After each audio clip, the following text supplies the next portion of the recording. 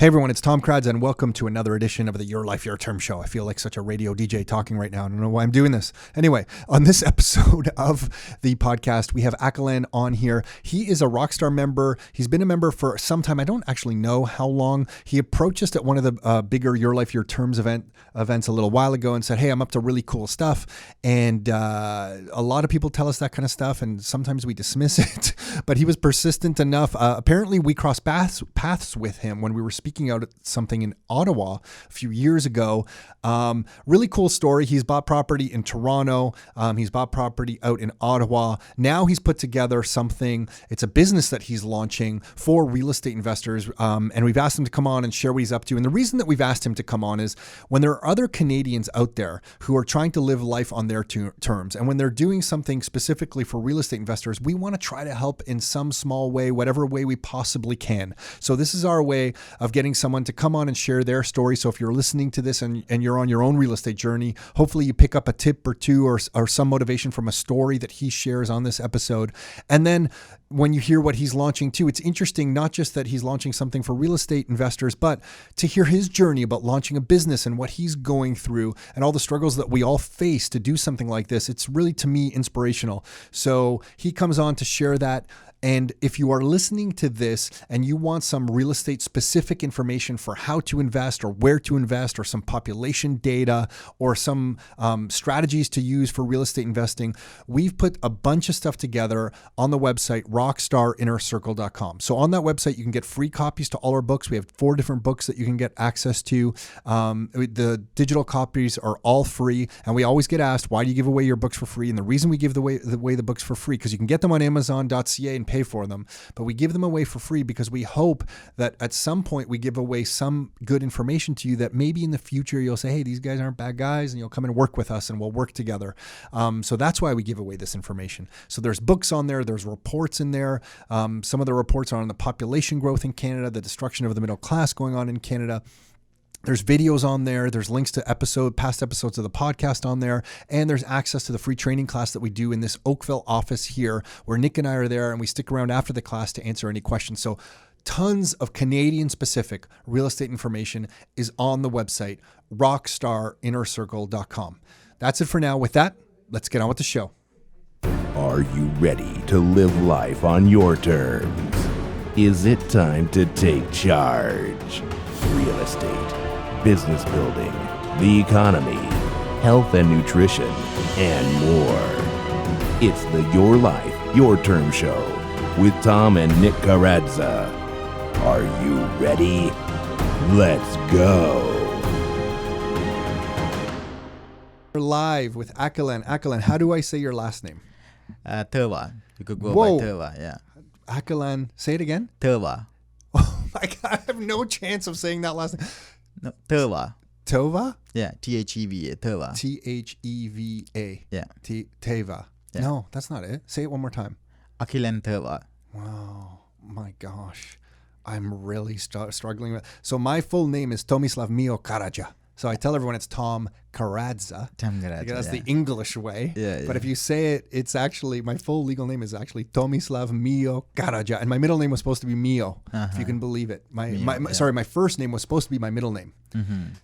No, let me repeat that one more time. My middle name was supposed to be my first name. So my first name was supposed to be Mio. Mio, But my mother stepped in and said, no, I can't have my son have Mio as a first name. Yeah. And I became Tomislav, or shortened to Tom. Okay. So most people think my full name is Thomas, but it's not. It's Tomislav. So anyway, with that, me just brutally trying to say your name there. What's the background of your name? Sri Lankan. Yeah, Sri Lankan. Yeah. I think I always struggle with Sri Lankan last name specifically. But okay, so the reason that we're doing this is you came to talk to me about BizRing, and That's I want you to explain what BizRing is all about to everybody listening. And part of the reason I want you to explain what BizRing is all about is because when we were starting out with Rockstar, I would have loved a platform to talk to other real estate investors in the GTA in Ontario to share what we were up to. right? Definitely, yeah. So we're trying to use the little bit of platform that we may have built to share what you are up to in an attempt to raise all different Canadian entrepreneurs up together so that we can kind of help each other along the way. Definitely, that's objective. Yeah. That's totally the objective of this. So Yeah. we're going to talk about BizRing in a second, but before we get there, we first crossed paths. Was it in Ottawa? In Ottawa, yeah. At the time, I was living in Ottawa, and I was attending Ottawa Real Estate Investment Club, and you and Nick came over and did a presentation there. That's how I came to know you guys, and then I was getting this weekly what is that? Your life, your term emails, and that's how I became. Dude, once we got your email, man, we're not going to give up. We're just going to hammer you in I that know. thing. But it worked out on me, right? It usually does. We have some people who say, listen, somehow I started getting your email and I couldn't understand what you guys were about, or if you were real or not real, or who you were. And I've been following you for 6 years, and I finally decided you must not be a scam after 6 years. And I'm at your office now to learn more. And I'm That's like, wow, right. it took us 6 years to convince you we're real people trying to do the best for other people. Yeah. So yeah, that's cool. And I don't even remember what we talked about in Ottawa. I don't even remember how we got there, to tell you the truth, but that's been some time ago. So you were living in Ottawa and were you also buying properties in Ottawa? Yeah, actually, after I moved to Ottawa, finishing my high school here in Toronto, I went to Ottawa U. And after graduating from Ottawa U as an engineer, I was working in high-tech industry in Ottawa. And while I was living in Ottawa, I started investing in real estate because I started at Nortel Networks. It was a Canadian iconic company. Of course, Nortel. I mean, if Yeah. you worked at Nortel, you were the cream of the crop in Canada. Exactly, yeah. And then I got laid off and then went to a startup company and again got laid off. That's where I started thinking. Otherwise, honestly, if I wouldn't have gone through layoffs, I wouldn't have even thought about real estate. So it wasn't a book or anything, or was it a book that you read during that time that made you go into real estate as well? Like, what was the catalyst for real estate during the times that you were going through this layoff situation? Yeah, because right after graduating from university, I started investing in stocks. Like all of us. Yeah, so in that would have been what, late 90s Yeah, and yeah. early 2000, Oh my it gosh, was and the dot-com Of course, crash. and you thought you were brilliant. Any stock Exactly. you bought started going up. You're like, oh my God, this is easy. So instead of paying off my student loan, I started investing in real estate. In stocks, and that's where I lost probably around $80,000 to $100,000 at the time, almost 20 years ago. Oh, And man. that prompted me to go into my own investment, and I founded real estate as a vehicle to Yeah, invest. got it. Yeah. For me, I think I was going into stocks, and when that bubble burst, I'll never forget, my Oracle stock went from whatever I had up till about $80,000 in value, right around the year 2000, just before the Exactly, crash. yeah. And I remember thinking some silly thoughts. Like, I think I thought I might have said to my wife, just newly married, and I thought, when we close on our first house, which was coming up at that time, I think we might be able to just like pay way more of our mortgage than I thought. Like, maybe we're going to be mortgage free in like Exactly. 3 or 4 years. It Like, was if this my keeps thought. and I'm like, yeah, if this keeps going, like, yeah, we'll probably pay off this house. Then we'll just like have extra cash. Maybe we'll buy a place in Hawaii. Yeah, or yeah. something ridiculous, right? And then the crash happened. And then it didn't help with the 9/11 as well, right? Everything kind of moved everything in the negative direction. It really did. Yeah. Yeah, that was a weird time, man. Holy smokes. It still changed the world forever. But I do want to share that 80,000 went back down in value to $14,000 on me. And I remember the only thing I did, I think I've shared this before, is right at the top, I sold $5,000 of that $80,000 stock, and I bought my wife a ring. That's good. And Great. I thought, you know what? We never buy jewelry. We're not really into that kind of thing. But let me do this for you because we're going to have kids. We're going to move into a house. And I don't think I'll ever get the chance to buy you such a beautiful ring. So that ring, which she still has today, is That's the great. representation of the .com crash. To me. Yeah, That's that's the only thing I got out of that ring, out of that crash. Sorry, was that ring. Yeah. But cool. Okay, so you went through that.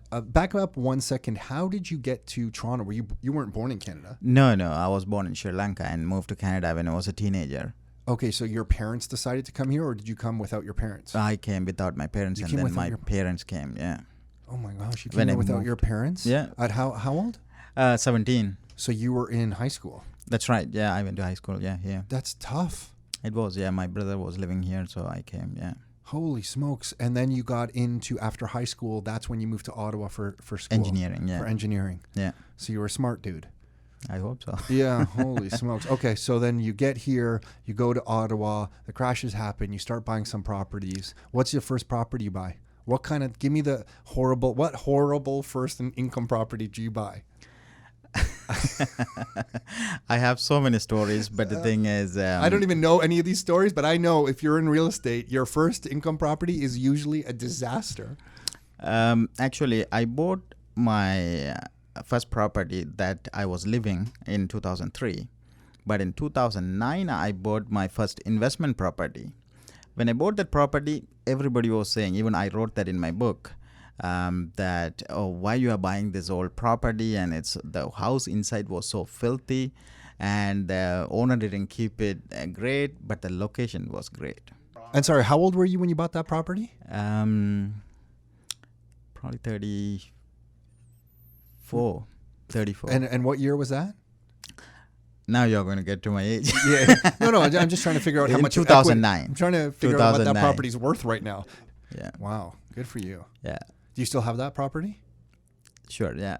But I went through all sort of trouble with a lot of other properties as well, because as you know, dealing with the tenants are not always great. But the thing is, a certain percentage of the tenant, they lived in my properties, and then they saved money and then purchased the properties. They appreciated that I was a great landlord, and all sort of relationship. Even after they moved in, they invited me for their house warming party, and I have attended, and all sort of great things happen. At the same time, certain percentage of the tenant, they will give you trouble as well. If you run away from these troubled ones, you will lose the great dividend you will get out of the real estate investment, right? Yeah, totally. I tell everyone, listen, dealing with rental properties is not difficult. It's usually only difficult because you don't know what you should be doing under certain situations. Yeah. So if you understand the Tenant Act, and if you understand what happens when people are late with rent and stuff, yeah, it's pretty smooth. Exactly. It's usually when you don't have all the information or you don't know what you're supposed to be doing, does the stress pile up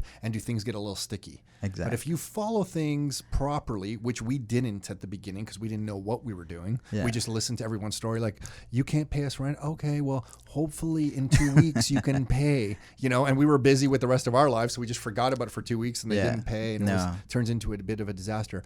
Then you bought another I thought you were going to say in Ottawa, but was it the next purchase here in Toronto something? Yeah, Toronto, and then I started investing with my real estate investment partners as well. So we were acquiring properties in Ottawa, Oshawa, and then other part of the Toronto as well. What do you mean partners? So give it to me straight. Family, friends, who? Oh, family. And then my colleagues in Ottawa, a few of my friends, they want to invest in real estate. But the thing is, they didn't have the knowledge and the capacity. So they were partnering with me on few properties. Awesome. Any student rentals out in Ottawa or no? No. You never went into student rental land? I had one in Kanata area in the high-tech industry, but the thing is, it gave me trouble, and then I got to sell the property. Student rentals get such a bad name. I know. Nick and I have had success with them. We still own them. But most people just generally don't like them. But they're not really that bad if you kind of just relate to the students a little bit, treat them with some respect. I'm not saying you didn't, but they can be. One of my favorite stories on a student rental is one time Nick and I went to one of ours by McMaster, and we look in the backyard, and these guys had built a mountain bike course in the backyard. Like, it was a really big backyard, and they had literally built one of those mountain bike courses with like all wooden structures where you could go up ramps and jump around and take sharp turns and stuff. As long as if they don't damage your property. We told them to take it down. We're like, hey guys, let us take a spin on it, and then you got to take it down. Okay, so you're buying properties, and what were you looking for? Was your thing always cash flow, location? What was your primary driver when you were buying property? So at the time, I was looking for multiple points, like one break-even, minimum break-even, and then for future appreciation, because I wasn't too old to be just looking at the cash flow. So I want to make sure, based on the history, the properties were appreciating. You wouldn't imagine. I had a conversation with one of my neighbor in North York. She bought the property for $20,000 in 1970 something, 1976. Yeah, that sounds about right. Yeah. And you know how much the property value right now? In North York? Yeah. Single family home? I don't know, million something? 1.5 million. Yeah. Could you imagine? She bought it for 20,000 today, 1.5 million. It's crazy. Yeah. I know. But the thing is, she already donated that to one of these charities. to somebody living in third world country, they don't even know that they are going to get this property. So he's going to donate like the lady. proceeds of the sale are going to go exactly. to some charity to support somebody. Yeah. Yeah, that's kind of cool. Yeah. So so that was another thing I was looking at it, appreciation, and also forced to appreciate the property. I was thinking in the future getting into custom home building. So I was buying properties with land when I was buying it in Greater Toronto area, but in Ottawa I bought few condos and the single houses as well. And you still like the condos? They've probably treated you well over the years, I guess. I don't know the Ottawa condo market very well. Have they been okay? Last 3 years it is appreciating decent, but the thing is before it was very flat.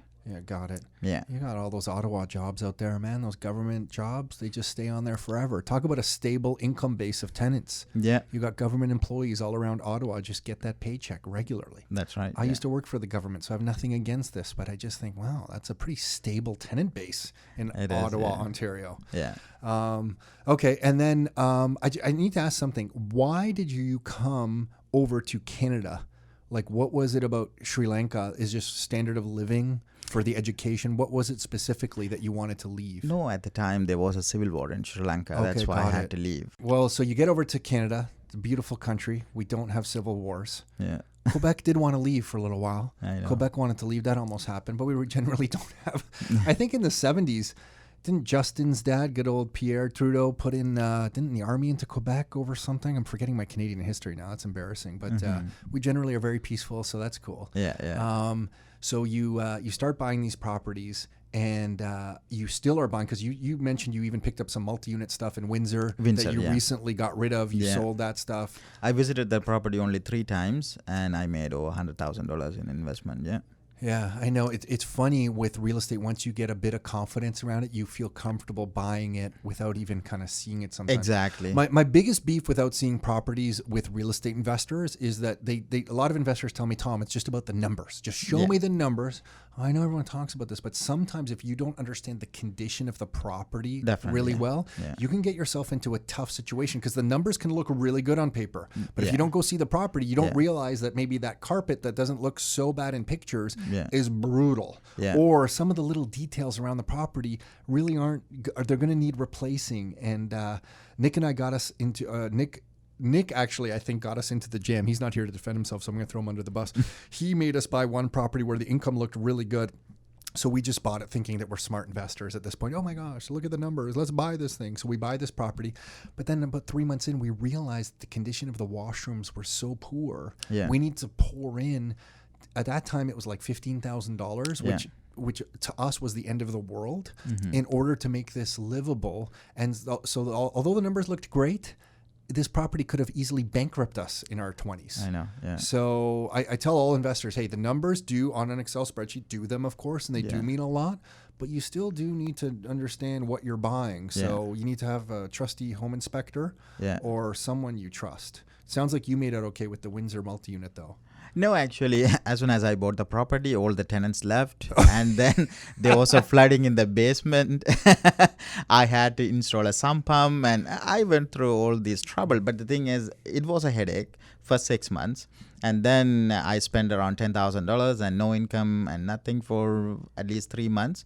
After we put the tenants and everything, and then things were break even for a while, and then the appreciation took over. Yeah, you got appreciation in Windsor?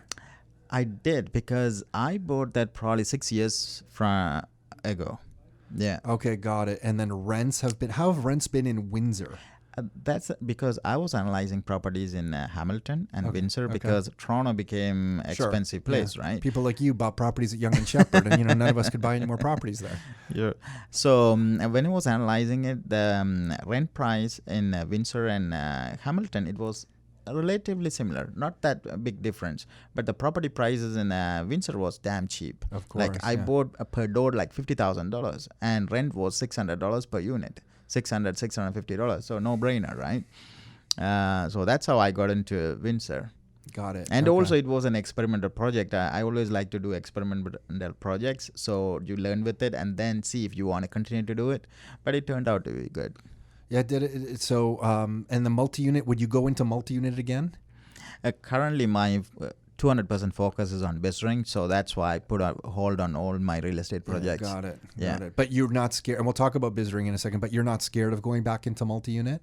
No. Yeah. No, multi-units, I think it has a lot of positive and negative side of it. It does. Yeah. Because- Bigger is not always better, is what I say. But at the same time, if you want to scale it, multi-unit is the way to go. Because then when you go to the bank, after 6 units, it's not based on your personal income. It is based on the building and the income, right? Yeah, but you still have to personally guarantee. And everyone tells me that. Everyone tells me that. But no, you still have to personally guarantee. Personally guaranteed. But the thing is, when they give you the mortgage, it's not based on your personal income. No, but your liquid net worth has to be a certain percentage of the value of the building, or they're not going to lend to you. I'm not too sure. Otherwise, I'm pretty sure. because I This know one they people, didn't. They didn't. buy so many units. Yeah. Yeah. I know. I know, and I hear that too. I can just say from everything I've seen that you can't just go and say, hey, I want to buy this building. The income supports the debt on it or the costs on it. Give me the financing. I'll personally guarantee there's typically more to the story unless you have a really good solid net worth to begin with and in a relationship with the bank. They're going to want to say, hey, show me that you have some percentage liquid net worth to support this project. So if you're going to buy a building, let's say $3 million building, you need to show that you have 1.5 million liquid, not in equity in other properties, liquid. Oh, yeah? Well, maybe some of the buildings that we've been looking at a certain price point, yes, absolutely. Okay. Even in commercial. So I didn't go. But no, into it could that just mean detail. I need to meet your bankers. Maybe that's what this means. This conversation needs to mean. But okay, so multi-unit. Yeah, my biggest fear with multi-unit, just in general, is that some people who make multi-unit their first move because of what you just said. I say, hey, look, if you need to have repairs, you do get economies of scale. It is one roof over multiple units, but if that roof needs repair, it is a very expensive roof. So, for example, recently there was some big windstorms, or not recently, but a couple years ago now, some big windstorms, and we know someone who had a building roof gets pretty much blown off. Now, insurance did step in, but there was other stuff that ended up they had to cover out of their own pockets, and now you're talking quite a lot of money. Yeah. So, of course, it does give you economies of scale, but there are, when there is a problem, it could be a big financial problem. Yeah. So, but going back to what you said, like if somebody is trying to get into real estate investment, I wouldn't suggest them to go right away into multi-unit at all. I know. Because What would you suggest? No, they need to try it out with a single family and see if that suits their personality, right? Not everybody can handle the tenants, and some people they run away from it. I know one of my colleague, and one tenant screw him up, and then he said never ever in his life he's going to invest in real estate, or even he's going to advise his kids. But my kids, I always advise them. Even my son, I already wrote an email when he was 13. He already has a property in Ottawa. So when he turned into 18, he's going to have this property under his name. Very cool. Yeah. So it all depends on the maturity of the individuals, right? As you said, like right away, if somebody get into a multi-unit, it's a bigger investment. And then if they run into a problem, that's it. Yeah, I couldn't agree with you more. Single family is kind of nice to you, whether it's a condo, a home, semi-detached townhome, whatever single family means to you. It's just nice it's easy to buy, it's easy to sell. Yeah. So if you want to, like you're saying, stick the for sale sign up there, you're out. It's also easy to refinance. Yeah. Some student rentals can be tricky to refinance. We once had a bank. Let me get this straight. The bank would renew the mortgage on a student rental, but when we went to get some equity, because we had quite a bit of equity in it, they said, no. Like, we're never going to refinance that property. We'll refinance it, and you can keep making mortgage payments to us on the existing mortgage. Yeah. But we are never, ever going to refinance that. Yeah, that's a problem. And it was a declared student rental on the way in. It's not like this was a surprise to the bank, right? And actually, we had an insurance company once send us a letter on a student rental saying, our auditors have decided we no longer do student rentals. You have 90 days to get new insurance. Wow. Yeah. This is, because only very minimum percentage of the insurance companies do student rentals, right? Yeah, now that we know, like if you're listening to this and you need a contact, we at Rockstar know the insurance companies doing it, and there are more options now, but you're right. I feel like about 8-9 years ago, there was very, very limited. Yeah. But there are a few now that will do it. Yeah. Okay, so you're working in tech. You get laid off a couple times. You're buying rental properties. When you get laid off the second time, did you go back into the tech industry? Yeah, I was designing mobile phones at BlackBerry. Got Yeah. it. BlackBerry. Yeah. So what happened with BlackBerry? Did you choose to leave, or were you laid off again? It's kind of both. It happened because BlackBerry was shutting down the Ottawa hardware division, so I got let go. But this time I Were was you so just like happy an to expert of this now? Like you're just used to exactly. it? The first layoff, it was devastating for me from Nortel, and then the rest of them were. It's kind of it was. I was able to utilize those funds to buy more properties. Cool. Yeah. And then I became a private consultant. I was designing and designing base station towers at Ericsson. And then I went to a Syntronic. It is a Swedish-based company. I was there working, and then I kind of negotiated with them to get 20% pay cut so that every Friday I was off. So because it became 2 full-time job with my engineering job and also real estate investment portfolio. And then one time I decided, and also while I was investing in the real estate industry, I had this frustration not being able to find reputable trades and businesses in multiple cities and keeping them for long-lasting relationships. Because your properties were spread out: Ottawa, Toronto, Windsor. Exactly. You have others in other cities as well. Yeah, like Innisfil. So you need to have a team of experts in each cities, duplicated people. But the thing is, they cannot serve. Let's say you have plumbers, electrician, roofers, handyman, painters in Ottawa. For sure, in Toronto, you need to find the same kind of people. But the thing is, these are totally new people. So you need to form teams in multiple cities. So you're experts, so they could serve your need whenever you need to find them for to fix anything in your real estate. So you had like the frustration that we all had, and every time you find someone who's good, usually after a couple years they go bad. Yeah. Which is what we found. You know, you could have a great roofer and then they're great for a couple years, and then you call them and either the phone is just disconnected or, you know, they say they're going to show up and they don't show up. Yeah. So I had envelopes with each city's name on it, Oshawa, and then the business cards. And then Windsor, I had all the business cards and also a spreadsheet with tabs on it. Each city's name and all the contractors and contacts there, right? Even those get outdated. So this idea was always in my mind. I want to provide, as an engineer, you always solve problem. I want to provide a solution for these problems. And also for, if you look at the business owners, for them to get these leads and establish the relationship, there is no such a platform exists right now for them to have these existing customers to contact them repeatedly. So the idea was there, but the thing is, I was procrastinating because I was busy with my engineering job and real estate investment portfolio. So 3 years ago, I decided, okay, I got to choose a path, either continue with the high tech, or I got to stop the real estate investment. And I decided to go with the real estate investment. And I quit. You crazy person. Yeah. Everybody says, yeah, whenever I do something, I totally do something different, right? So I quit my engineering job and moved to Toronto and located in Richmond Hill. And I founded this technology company called BizRing, where BizRing enables the real estate investors and homeowners to find reputable trades and businesses to have long-lasting relationship. I know that sounds like the very corporate description of BizRing. So now give it to me straight. So there's I go on BizRing and I can search based on the city. So if I want a plumber, let's say in I don't know, Oshawa. Yeah. I can go on BizRing. I can select Oshawa. Yeah. Search for plumber. Yeah. And what do the search results show me? So it will give you list of businesses listed within our platform related to plumbers. So we launched, and that's different than just going on Kijiji or Google. How? So okay, so let me explain you, because as an engineer, it has been designed a lot of features that would benefit the public and also the business owners. So as a public, when they come and search for BizRing, a business within BizRing, so what they will see is list of businesses in that particular location with the logo and the business description. And then when they click on it, they could see the reviews and ranking and the logo, pictures, audio, video. The business owners could market themselves.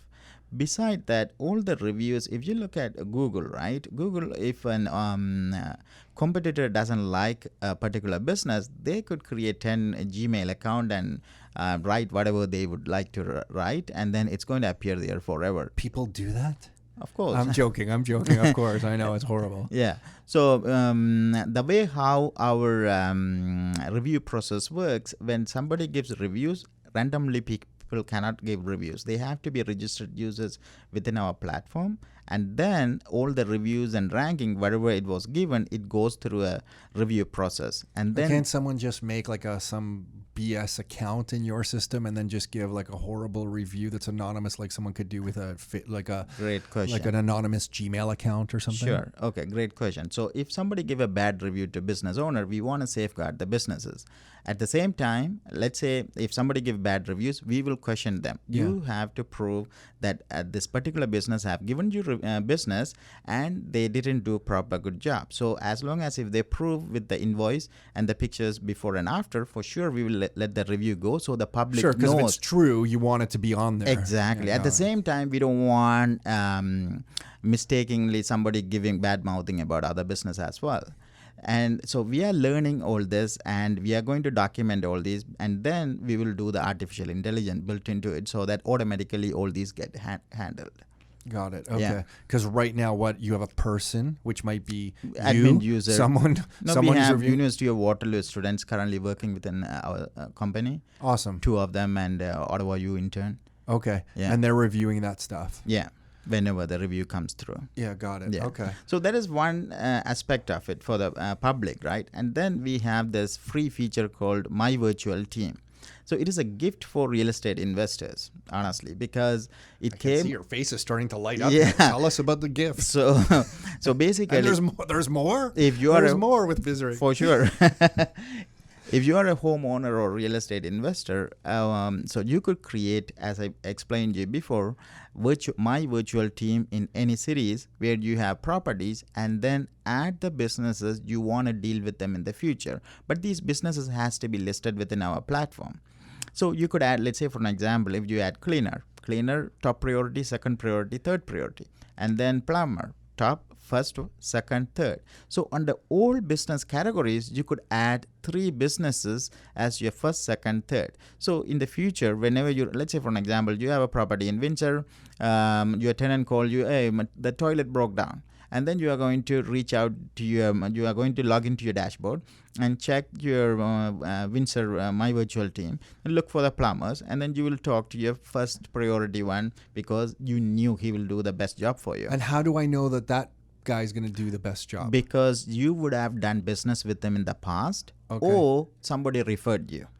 So you have added him to your My Virtual Team. Okay, but so if I've never done anything in Windsor before, what do you mean someone referred me? Am I not using BizRing to find the plumber? Yeah, you could do. You could create this My Virtual Team however the way you want. Either somebody recommended you read through the reviews and then you add them, or you dealt with them in the past, you don't want to miss them, so you just add them to your My Virtual Team. So now you know their contacts and everything in your dashboard. Got it. Okay. So in the future, whenever you need them, you could just, let's say you are in Hawaii and the tenant sends you an email, hey, my toilet broke down. So you don't need to go through Google and trying to find 10 people and then narrow down 3 people and go through all this mess, right? So you just go to your dashboard and approach the first one. Everybody go and fix the toilet, and you know my property because you served it in the past, and then he will just go and fix it. You don't. And need I guess if enough people are using BizRing, sorry, I know I'm interrupting here. Yeah, no. I apologize. If enough people are using BizRing, then if it's somebody I know in Windsor who I trust, Yeah. and they're on your platform, I can see which plumbers they like. Is that possible? Do you know what I mean? Like if I know somebody in Windsor, Yeah. and I'm like, hey, I know they know their stuff, and they Yeah. do, and I know a few people out in Windsor. If they're using your platform, can I see the plumbers they use? Because then I'll Definitely. just, you know what I mean? Because then I'll just say, okay, if so-and-so is using it, I'll use them. Definitely. We have another feature called recommended businesses. My recommended businesses. So we have a feature called this feature where businesses can recommend other businesses. Let's say, for an example, you bought a property in Windsor and you dealt with this realtor, and she is part of our platform, and she may recommend all these businesses. She like working with them, or she dealt with them in the past, so her clients can use them. So publicly when she recommends, because you trust that realtor, and then go and add this service providers within your My Virtual Team, and you could use them. And the problem you're trying to solve, just so I'm clear, is that before you kind of had to randomly go on something like Kijiji or Google. Yeah. You could see reviews, but in yours, there's an opportunity to see people you might actually know in those communities and who they are using. So that I could then see, oh, that's the plumber they use in Windsor, that's the electrician they use in Windsor, and so on. The problem I'm trying to solve in Canada or in the future in the US as well, two-side. Our market is two-side. One, customers, business to customers, and business to business. So B2B and B2C, where the customer's problem is having relationship with the business owners and service providers for long-lasting relationship. So they don't need to run around all the time whenever they go run into problems, right? For the business owners, it is a networking platform where they could connect with other business owners and the homeowners and real estate investors for repetitive business. And so how would that work? So like Rockstar goes on BizRing, and how do I connect with other business owners? I say, walk me through it. So let's say Rockstar is listed within our platform. Yeah. So the people who like to work with you, they could recommend you. At the same time, you could recommend other businesses. Imagine. Okay, got it. So two businesses are basically saying, hey, we refer back and forth between each other. Yeah, and so like forth. you could imagine 100 businesses recommending Rockstar. So under 100 businesses, Rockstar's logo and business link would appear. So it is more visibility. At the same time, people can follow Rockstar within our platform. And then whenever Rockstar probably may not be a good example. Let's say, for an example, plumber, right? So whenever he's down in the business, he could say, okay, now this month I'm giving 20% discount. So whenever he updates his promotions, it goes to his followers as e-flyers. Got it. And they get those via email or on the system when they're looking through. Yeah, Got within their dashboard, there'll be. So you're basically creating a network for real estate investors that encompasses businesses and individuals with a real estate investing focus. Exactly. So it is a networking platform creating an and you think there's enough of a business model here for you to grow this? There's enough real estate investors doing business that this is going to be something good for you? Honestly, BizRing would be a gift for real estate investors, and at the same time, it's a very useful platform for the homeowners as well. If you look at each homeowners are real estate investors because that is their biggest investment, right? So for them also, now they could go on vacation and they have all these contacts in place. So if something goes wrong, they could always call these contacts to get things done. So, and also for the business owners, many companies are selling leads as a public. Whenever they go to their site, and I don't want to name our competitors, but local competitors and US as well. Whenever the public type their frustration, or my toilet broke down, or my electrical thing there's burned bed down. bugs running everywhere. Exactly. So they take these leads and sell them to those business owners. Yeah, sure. Yeah, So we've all seen that kind of model. exactly. In US, there is a company. What they do is they even sell the leads just to bid on it. So not necessarily you will get the business, but the thing is, in order to bid on it, you got to pay for it. So our business model, we don't want one-time fees, and we don't want to sell these leads. We want to make sure it is an ecosystem we are creating where real estate investors, homeowners can network with the business owners and service providers to be a networking platform dedicated for real estate. Got it. Yeah. God, you just sharing everything that you can search for on BizRing made me think that one time we were panicking. I owned this one property. If my brother-in-law is ever listening to this, he might kill me for even sharing this story, but I got to share it. Like there was this one student rental we had by York University, and I just don't like selling properties. I don't. It's like you buy assets, you keep them. But sometimes, just like you with the multi, sometimes you have to. Yeah. There's family involved. Sometimes you have to do certain things. But a mouse gets running around the basement. In this finished basement in this student rental, it's a beautiful basement. We finished it, IKEA kitchen. We paid the builder to have a walkout, like stairs, proper stairs going out. So there's 2 exits. Just a great finished basement, but this mouse starts running around, and this girl down there freaks out, and she has exams coming up, so she's studying in the library and like madly starts texting everybody and emailing everybody that there's a mouse, and what are we gonna do?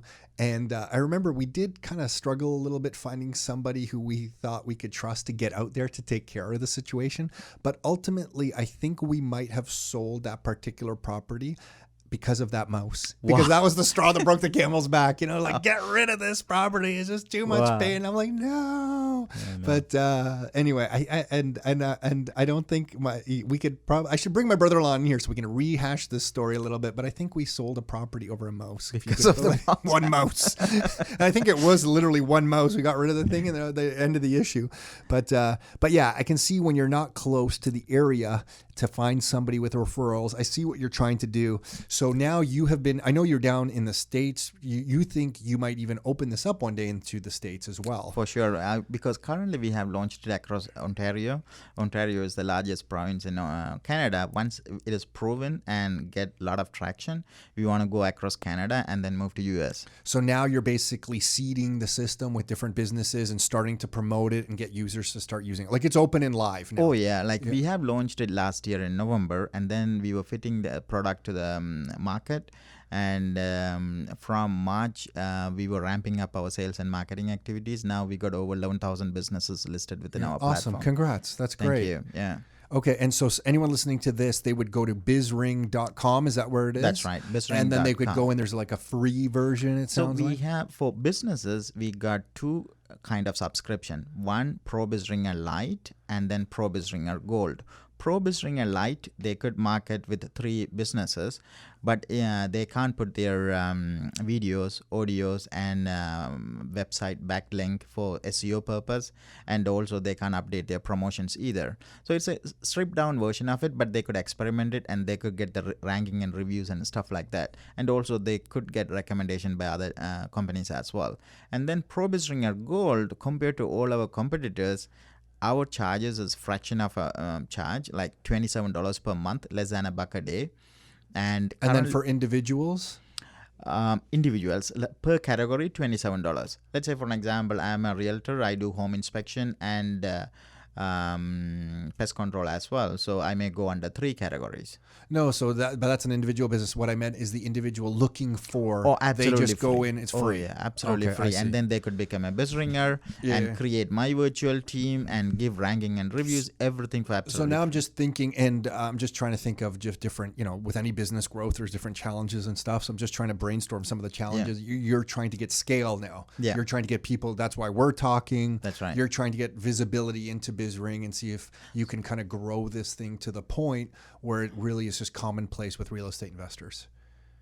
Correct? Sorry? You're trying to get this to the point where this is just like an everyday tool for real estate investors and or people, homeowners and real homeowners. estate You want to investors. go home? Yeah. So you do have different competitors that you have to face, because you said homeowners a few times now, because there are homeowner type stuff. There's like the Home Stars is one of them. There's a bunch of different ones that are kind of doing similar kind of things. Yeah, but the thing is, because I have analyzed them, and I'm not trying to shoot you down by any means. No, I'm just trying to have an open discussion of yeah, your business. For sure. Home Stars, they are in the industry for a while, but the thing is, it wasn't created by engineer and real estate investor. Got it. So that's where you think you're an engineer. I see you smile. You're one of the engineers. No, you're smiling when he says, "Where's your engineering rig?" Is it? Oh, there it is. Yeah. Okay, we got a proud engineer across from us here. No, what I'm saying is, because I didn't see the marketing opportunity, I saw the business opportunity and the pain, right? So it is a solution I'm providing out of my own frustration and the pain shared by other real estate investors and homeowners.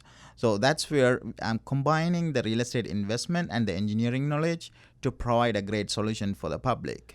Yeah, got it. And so currently we have a promo code. Okay. So Rockstar 01. And so if they use it, this promo code will expire by end of the September month, and they could get additional 1 month free. As of right now, Pro BizRinger Gold is 5 months free, And then with the promo code, they could get it 6 months absolutely free.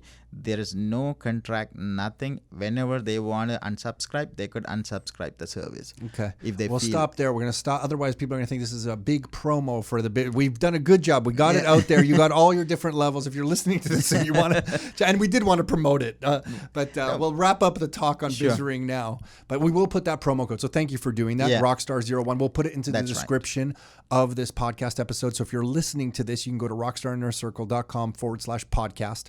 And in the description of this podcast episode, we'll have that promo code in there. So thank you for doing that. So this is exciting times for you. You started out in tech. We kind of have similar kind of journeys because I started out in tech. Exactly. I decided to walk away.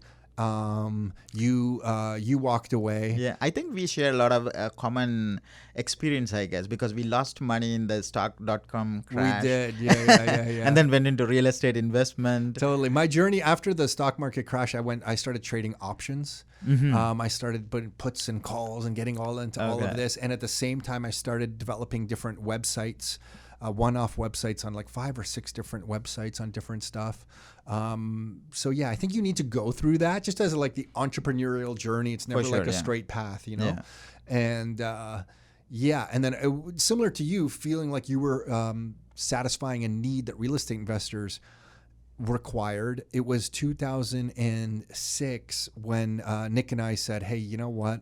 Where are the people that are going to just stand by the investor's side and like go on the streets and help them out? So like when there's a tenant problem I don't know if I shared this with you. We used to go to the landlord tenant board with our investors because we said, hey, look, we're with you forever. If you have a problem on any of your properties, you call us. We will come to the tenant board with you. Nick and I used to go and represent investors at the tenant board on their behalf. So we're like, what's the situation? Okay, tell us. We'll meet there. We'll go. And in front of the adjudicator, Nick and I were speaking. And then I guess it was some time ago now, the adjudicators, I guess, caught on that like that was not our property and we were not paralegals. We were just these people that were like standing there. Like we weren't the homeowner ourselves. Like these days, you can't do that. No, but back in the day, we were totally doing that. So Nick and I were like saying, no, it should be this and this. And the adjudicators never challenged us. And we honestly, we did not know we couldn't do it. We just thought we didn't want new investors who were new landlords to be scared.